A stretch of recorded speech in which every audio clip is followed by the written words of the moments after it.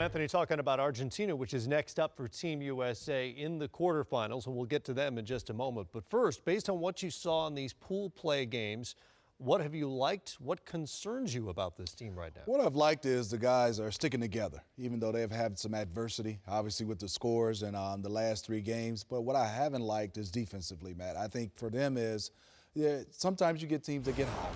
The 3-point line is shorter, and you just get teams that play out of their mind against USA. But the easy back doors on the weak side, the lapse of communication where guys are not understanding, it's simple plays.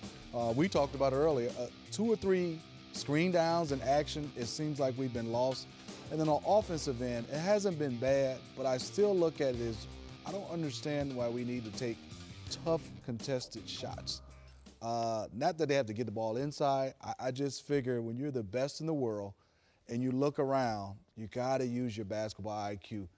That guy probably has the advantage. Get it to him. Probably going to get double, and it's a swing, easy shot. You're missing those shots, and then you struggle. But I think contested shots, along with not being able to get stops, has really hurt them. I do want to get to the defensive end in a moment, but you mentioned offense. Kevin Durant is averaging just 9 shots a game, and it's been far fewer than that here lately. What gives? I think for him this is great for him, because now you get a chance to see when you're that guy on your team, and he's going to be that guy on most teams, but now going with the Golden State Warriors and USA basketball, he's going to have to find other ways to be effective. If things are not going well, a coach can say when he's playing with the Thunder, well, it's you and Russell. You and Russell. Now, USA basketball, we had 11, 12 guys, and with Golden State, there's 1, 2, 3, 4 of you guys. He's going to have to find a way to be very effective doing other things and being able to score without just relying on one-on-one basketball. One of those teammates, of course, Klay Thompson, who had 30 points against France after really not playing well at all in the exhibition games or in the Olympics so far. Just one game. How important is it that he broke out of that funk? I think they really needed him. Reason why, he's one of their better defenders, so you can have him on the court, but when he's not shooting well, then that's a chance where you can see in a close game that Coach K has subbed him, hasn't started him a game or two.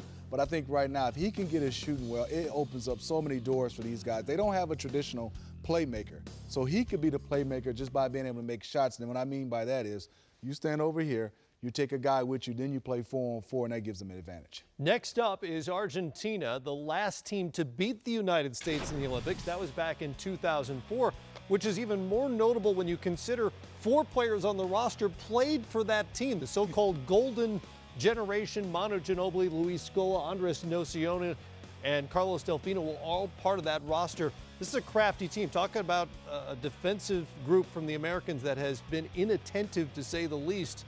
They could take advantage of that. And I think you said it best, crafty, but I think also for them is they're going to try to get under the skin of the United States players. And I think for the USA is just play your game, push tempo. This team, Argentina, they've had a fabulous run. But Father Time is catching up with them, Matt. They're not athletic enough, I think, to compete. They're not big enough. And so I think USA will have their way against Argentina. And I think it'll be an easy route for them. But then you have a guy like Manu Ginobili. That could have a game. They are going to have to beat USA from behind the 3-point line, because I think they're not going to be able to break down people and get into the lane and score in the paint. Could be the last game in an Argentine uniform for that big 4, if you will, the golden generation for them. The U.S. is 6-1 all-time against Argentina, but that one really hurt in the semifinals back in 2004.